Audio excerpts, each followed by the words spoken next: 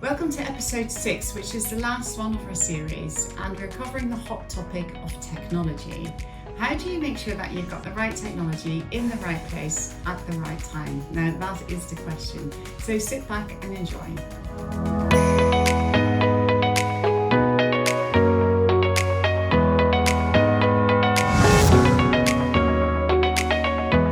How can you assess existing technology or indeed gaps in technology and decide where to invest? Assessing the landscape has to have two angles. Let's call it the bottom-up technology angle, because in any estate, an IT leader is going to have some things that they don't like.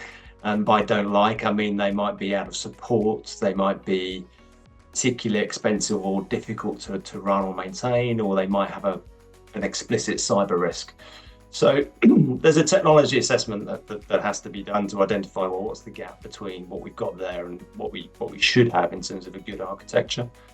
The other angle, obviously, is from a business angle. So looking for what I'd call the white spaces. What are the things where we just don't have capability today, either that doesn't support the business we've got now, or more importantly, maybe doesn't support what the business is aspiring to do over the next kind of couple of years. So looking at the gaps in technology that we have, or where we want to invest in the future, is a really important part of what we're doing as part of our change program. And it's a really massive question, because I come from a legal tech background in terms of how I look at it. So I'm looking more point solution, and I'm looking at client need, and I'm talking to clients. I'm trying to work out how legal technology can help them. I kind of look at it through the lens of, where is it in terms of importance to the business? Unless I can demonstrate new capability and improve capability, and therefore improve results for the business, if that's the conversation, you're going to bump up against something that's more important because it's more aligned to the strategy. There is enterprise technology that any business will have that does not cover everything that you need. So when you're looking at those client needs, which of course is driving your change agenda, you need to go and talk to and make friends with your IT director and work out what's in our technology stack, what's there that could help us across the piece, where have we got gaps, and why have we got gaps? Is there a particular reason that IT have decided not to invest in something? Is it just because they didn't think there was a need? Well, great, I have found you one. I've now got a really big need, and it comes with client, pound signs. So please, can we now look at that? But also it might well replace some of the technology that I've been looking at that seems all very shiny and new and cool. And certainly my legal teams will be shouting at me about how wonderful this technology is. But actually, just going back, looking at what we've got, what's also the roadmap for what our IT team are doing. That's how we look at it. I often see people struggling with technical debt arguments. The trick as a CIO is to look at the environment you've got, understand where the business is going, and what can you address in that technical debt space as part of a broader transformation that's going to give better capability to the business or drive cost savings. It's trying to look at, where are we as a business going? What do we want to achieve? What do our clients want? And how can we kind of mesh it all together? What do you see as technical debt, and how can this be addressed?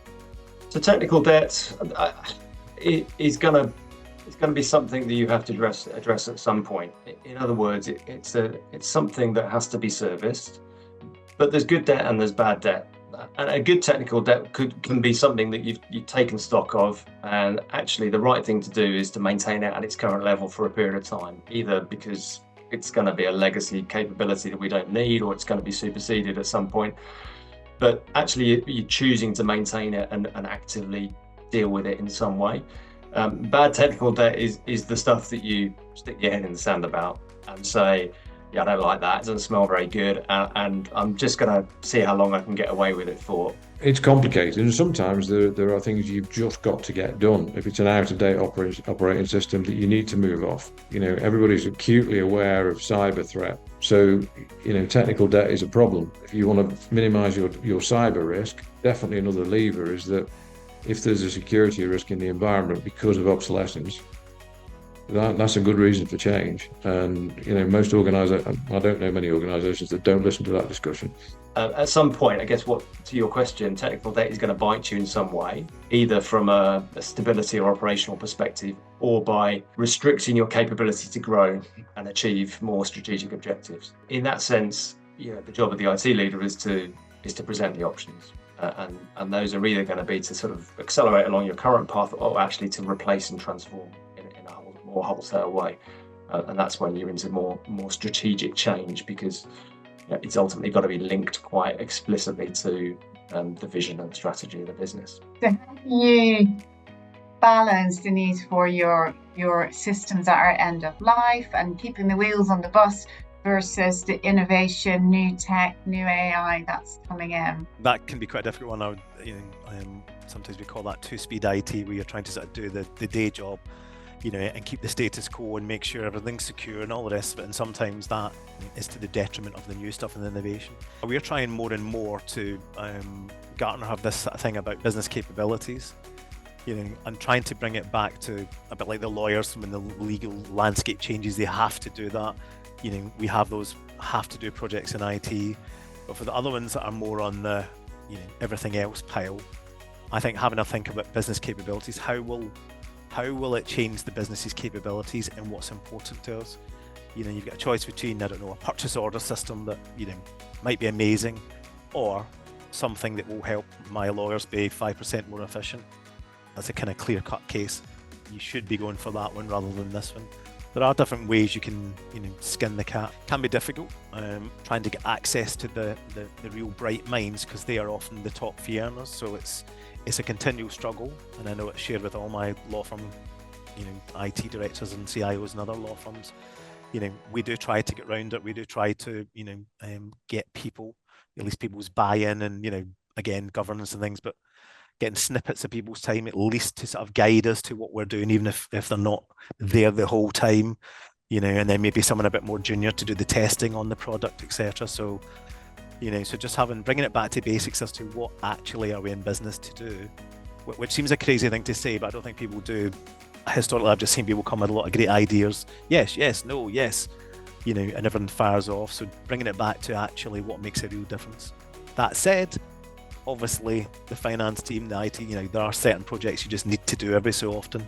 We can't not do an IT or a finance project just because it's not as exciting as one that's going to increase revenue. Sometimes they have to be done.